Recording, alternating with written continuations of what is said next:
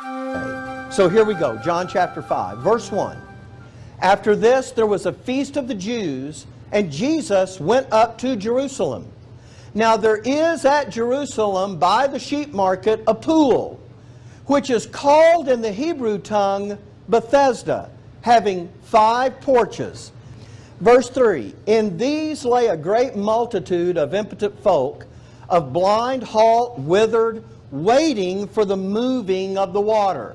For an angel went down at a certain season into the pool and troubled the water. Whosoever then first, after the troubling of the water, stepped in, was made whole of whatsoever disease he had. I'm going to pause here and tell you something that's not in your notes. It is my understanding that what was happening with the angel troubling the water and whoever's the first one in the water got healed was not God's angel. This was a healing that was going on that was a counterfeit for what God was going to do. And I have some very specific reasons for understanding it that way. Now, we could, in fact, I'm putting this lesson together, and I got this whole long deal going to prove my point. But I scrapped all that because it got us too far off point. Sure, you can ask a question. Is that why it says troubling the water? Oh, well, that's a good point. He troubled the water. That's a good point. But do you remember what the 2 hallmark signs of the kingdom were when Jesus was and his apostles, his disciples, were preaching the gospel of the kingdom? 2 hallmark signs to Israel. Remember what they were?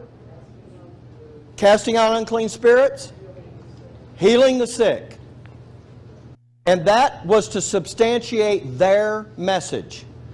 That didn't have anything to do with that message.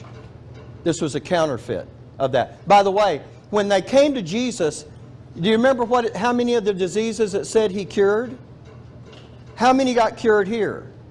Only 1. And then it becomes a race, doesn't it, to see who's going to get cured. Doesn't that actually smack of something? Look, let's suppose Karen and Clifford are down sitting by the pool, waiting for the waters to get troubled. And you're going to knock them both out of the way so you can get in the water, right? Look, and the waters get troubled.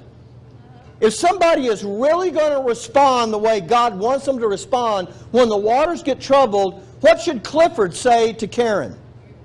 Yes, not, oh, hey, let me get you, let me trip you so I... Not like Linda. Okay, look. Poor Eric. Let's hope he never needs the pool. Okay.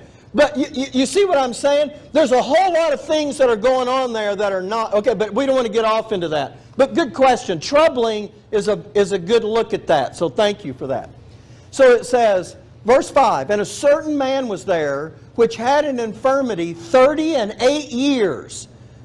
Brother, he must have been slow getting to the water, right? When Jesus saw him lie and knew that he had been now a long time in that case, he saith unto him, wilt thou be made whole? The impotent man answered him, Sir, I have no man when the water is troubled to put me into the pool. But while I am coming, Linda stepped... I'm sorry. It was in my head. I'm sorry. But while I'm coming, another steppeth down before me.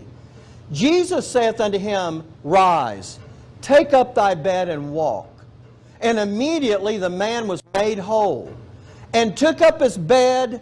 And by the way, if you're sitting by the pool, which one do you want? Do you want to wait till the water's troubled and get in?